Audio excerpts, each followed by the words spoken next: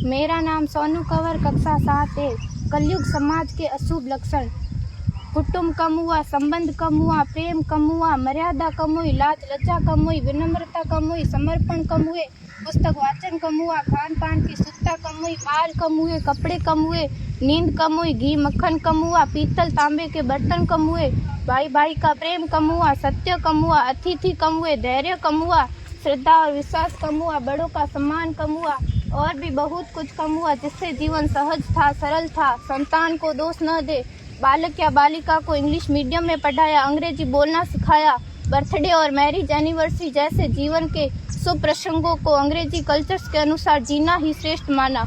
माता पिता को मम्मी डैड कहना सिखाया। जब अंग्रेजी कल्चर से परिपूर्ण बालक या बालिका बड़ा होकर आपको समय नहीं देता, आपकी भावनाओं को नहीं समझता, आपको तुच्छ मानकर आपसे जुबान लड़ाता, जब आपको बच्चे में कोई संस्कार नजर नहीं आता, तब घर के वातावरण को गमगीन किए बिना, संतान को दोष दिए बिना एकांत में जाकर रो लीजिएगा, क्योंकि पुत्र या पुत्री की पहली वर्षगांठ से ही भारतीय संस्कारों के बजाय, मंदिर जाने के बजाय केक कैसे काटा जाता है, यह सिखाने वाले आप और अम्मी है। जब बच्चा पहली बार घर से बाहर निकलता है तो प्रणाम और आशीर्वाद के बदले बाय बाय कहना सिखाने वाले आप और अम्मी है।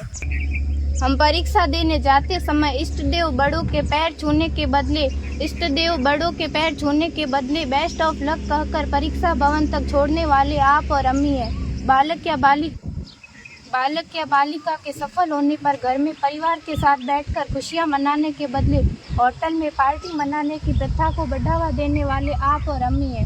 बालक या बालिका के विवाह के पश्चात कुल देवता देव दर्शन भेजने से पहले हनीमून के लिए फॉरेन टूरिस्ट स्पॉट भेजने की तैयारी करने वाले आप और अम्मी है। ऐसी कई ढेर सारी अंग्रेजी कल्चर्स को हमने जाने अनजाने स्वीकार कर दिया है।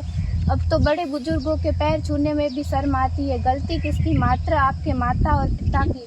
अंग्रेजी अंतर्राष्ट्रीय भाषा है से काम का जेतु सीखना है, अच्छी बात है, लेकिन इसकी संस्कृति को अपने जीवन में उतारने की तो कोई बाध्यता नहीं थी। अपनी समृद्ध संस्कृति को त्याग कर नैतिक मूल्यों, मानवीय संवेदनाओं से रहित अन्य सभ्यताओं की जीवन शैली अपनाकर हमने क्या पाया? अवैध संबंध, टूटते रिश्ते, व्यसन युक्त धन, थके हारे मन, छल भरे रिश्ते, अनुशासनहीन संतानें, असुरक्षित समाज। एक बार विचार जरूर कीजिएगा कि संस्कारवान पीढ़ी क्यों आवश्यक है।